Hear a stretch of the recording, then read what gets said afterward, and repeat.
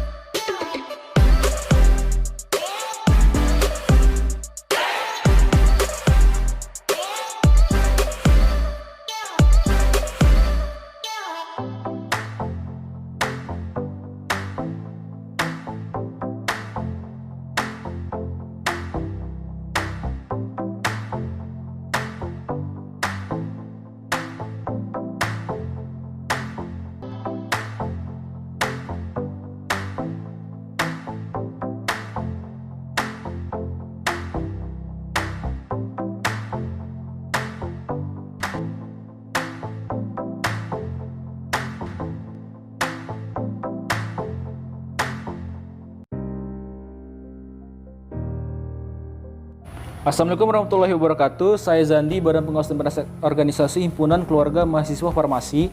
Jadi di sini saya akan memberikan informasi terkait dengan kerokan. Nah, jadi teman-teman, apa sih kerokan itu? Nah, kerokan adalah terapi tradisional dan alternatif yang sudah dilakukan oleh nenek moyang kita, yang bahkan sudah dilakukan oleh beberapa negara Asia loh teman-teman, termasuk Indonesia. Nah, jadi kerokan itu menggunakan alat khusus berupa koin dan minyak pijat. Nah, nanti ketika ingin menggosokkan koin tersebut ke bagian badan, kita harus mengoleskan minyak terlebih dahulu untuk melancarkan pergerakan dari koin tersebut. Nah, kemudian saya akan membahas manfaat atau khasiat dari kerokan. Nah, sebelum saya bahas ke ilmiahnya nih teman-teman, saya akan membahas dari yang dipercaya oleh masyarakat dapat menghilangkan beberapa penyakit dari kerokan tersebut. Nah, jadi yang pertama adalah kerokan dapat menghilangkan nyeri sendi dan nyeri otot. Kemudian yang kedua adalah kerokan dapat menghilangkan masuk angin dari beberapa orang. Nah, kemudian saya akan membahas di bagian ilmiahnya teman-teman. Nah, pada kasus ilmiah saya sudah mengutip beberapa studi mengenai manfaat kerokan yang sudah dilakukan oleh beberapa peneliti. Nah, jadi yang pertama adalah kerokan dapat melancarkan peredaran darah loh teman-teman. Kenapa bisa melancarkan peredaran darah? Karena perfusi darah, yaitu aliran darah untuk menuju ke bagian tertentu itu lancar ketika dikerokan ke pembuluh darah. Nah, itu sudah terbukti studinya, ada yang pernah melakukan penelitian. Jadi manfaat yang kedua yaitu dapat menghilangkan sakit leher. Nah, pada studi ini si peneliti membagi dua perlakuan. Yang pertama adalah perlakuan orang yang diberikan kerokan dan yang kedua adalah perlakuan orang yang diberikan obat. Nah, terbukti bahwa hasil penelitian si peneliti mengatakan bahwa pada perlakuan pertama yaitu orang yang diberikan kerokan itu jauh lebih efektif menghilangkan rasa sakit leher dibandingkan dengan orang yang diberikan obat. Nah, manfaat yang ketiga teman-teman, jadi kerokan ini terbukti pada studi ini dapat menghilangkan migrain.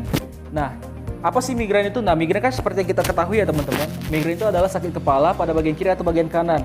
Nah, jadi si peneliti ini mengungkapkan bahwa kerokan dapat menghilangkan migrain.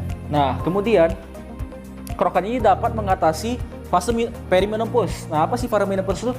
Fase perimenopause itu adalah fase seperti kita insomnia dan lain sebagainya gitu.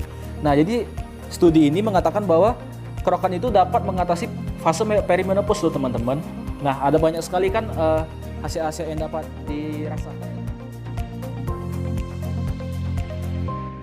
Perkenalkan, nama saya Mega Nirwana dari angkatan 2017. Di sini saya akan menjelaskan sisi negatif dari metode kerokan ini. Di balik sisi positif ataupun manfaat dari metode kerokan, metode ini juga mempunyai efek samping seperti kulit yang sudah dikerok itu akan mengalami kemerahan, bengkak, memar, dan juga nyeri. Selain itu, metode ini juga memicu terjadinya penularan penyakit dan juga pendarahan. Dan yang terakhir, yang paling penting, tidak semua orang cocok dengan metode ini. Nah, untuk pasien-pasien penderita deep vein thrombosis, untuk pasien-pasien yang menderita penyakit kanker, tumor, serta pasien yang sedang mengkonsumsi obat pengencer darah, ataupun orang-orang yang sedang menggunakan implan di dalam tubuhnya seperti alat pacu jantung dan defibrilator internal, itu sangat amat tidak dianjurkan untuk menggunakan metode kerokan karena akan menyebabkan penyakit yang mereka derita itu semakin buruk dan memperparah kondisi tubuh mereka.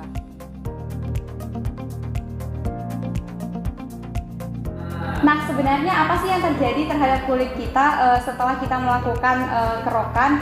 Nah, berdasarkan penelitian dari Tamtomo tahun 2008, maka jaringan kulit kita sesudah kita melakukan kerokan akan terjadi ekskoriasi pada korneum stratum epidermis kita.